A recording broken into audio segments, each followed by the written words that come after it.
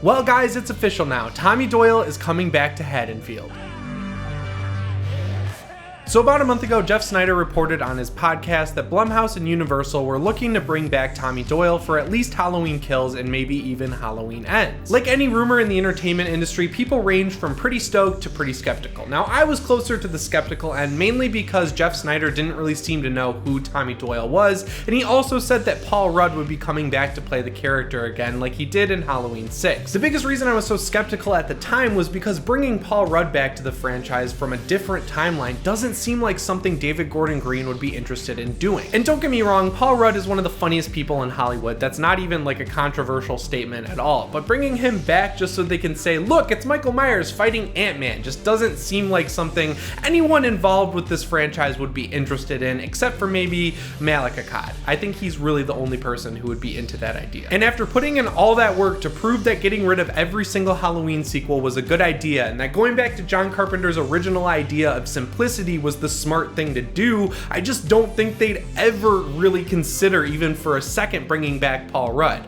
I know that his Tommy Doyle technically wouldn't be the same character, but people wouldn't necessarily know that if they were in the general audience. You know, they're not huge horror fans like us, especially considering Halloween 2018 made $250 million. There's a lot of us horror fans out there, but a big chunk of that audience was the general public. Anyway, we hadn't heard anything for a few weeks, but then today Variety exclusively reported that yes, Tommy Doyle will be coming back to the Halloween franchise, but he won't be played by Paul Rudd, he'll be played by Anthony Michael Hall. And if you're watching my channel, there's no way you don't know who Anthony Michael Hall is. He's an 80s legend. He was in National Lampoon's Vacation, he was in The Breakfast Club, he was in Weird Science. There's too many titles to list here, but this guy is awesome. The point here is that Anthony Michael Hall is not only a great actor, but he's a great pick for Tommy Doyle.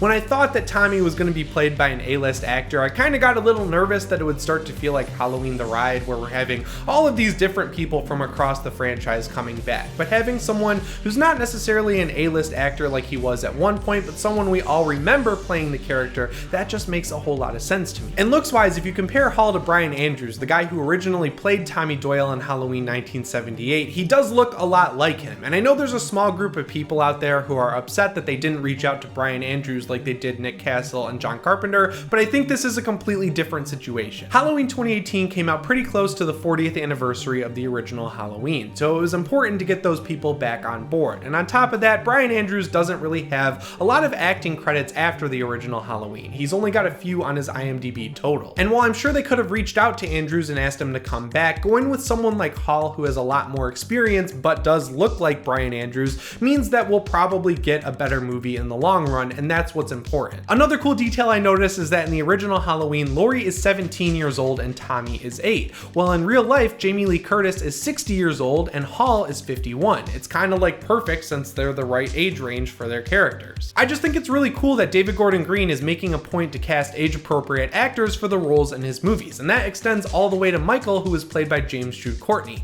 He's age-appropriate for the character as well. And obviously, I know that David Gordon Green isn't picking out every actor for every character in his movies, but Ryan Turek did confirm on Twitter that he picked out Hall for Tommy Doyle. And you guys probably remember that I was a little nervous about Lindsay Wallace coming back as well, but now that we know David Gordon Green is casting people who are the best for the role instead of what's best for making fans happy, I feel like we can trust him to bring back that character if he wants to. And as for how Tommy will be worked back into the franchise, I have an idea that I think is pretty cool. I was texting my friend Brad Miska from Bloody Disgusting earlier today, and he brought up that he has it on pretty good authority that there will be a hospital featured in Halloween Kills. It's just a rumor, but if it's true, that tells me that Halloween Kills is going to pick up immediately at the end of Halloween 2018. If that's the case, what I'm assuming is that the truck driver who picks up Laurie, Allison, and Karen at the end of the movie is going to take them straight to Haddonfield Memorial Hospital. Once they get there, Laurie's going to be wheeled into the hospital and admitted, and her doctor will turn out to be none other than Tommy Doyle himself. Even though we've already had a hospital setting for Halloween 2 and arguably both of Rob Zombie's movies, I think it would be really cool to have her go there and then have a time jump to the next Halloween,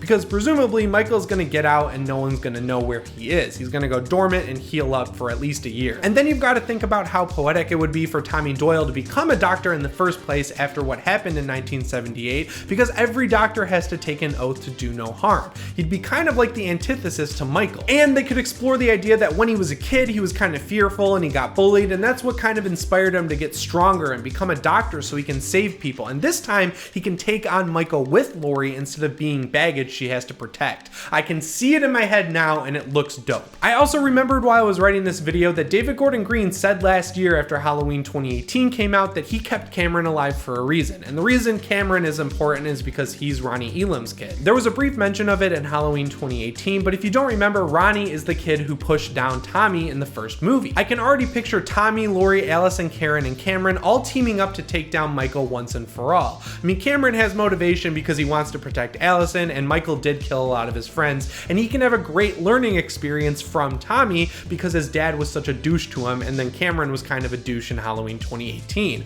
There's some great character moments to be had here, that's my point. And another character comeback who might have been spoiled by Tom Atkins last week in that comicbook.com interview is Charles Cypher's Sheriff Brackett. Now Cyphers is 80 years old at this point, so I don't think he'd do a very good job facing off against Michael, but one interesting detail here is that because Halloween 2 was cut out of the story, we never actually got to see his reaction to finding Annie's body. Even though it's a little bit cliche, I can totally see a powerful and tear-jerking moment in this movie where Laurie and Tommy go find Sheriff Brackett and tell him that they're finally gonna get revenge for what Michael did to his daughter 40 years ago. And finally, no matter how good these movies turn out to be, it's a guarantee that they're gonna have awesome soundtracks because John Carpenter confirmed to comicbook.com that yes, he will be coming back to score both movies. Halloween news was slowing down just a little bit, but these were some pretty cool updates, and I'm sure we'll get more in a couple weeks when they actually start filming the movie. And before you say anything, I know I owe you guys a Blair Witch Project video. I was actually going to post it today, but I had to push it back because of all this Halloween news. It's ready to go though, and I think you're really gonna like it. I honestly wasn't expecting the awesome reaction I got last week to telling you about it, so I'm really excited for you to see it. I've decided to call the series Exploring Horror because that's exactly what we're gonna be doing. We're gonna look at the history of the movies, we're gonna talk about what made them so scary when they came out, and what makes them so scary today. I think you guys are really gonna like it. So if you wanna make sure you get a notification as soon as I post that Blair Witch Project video,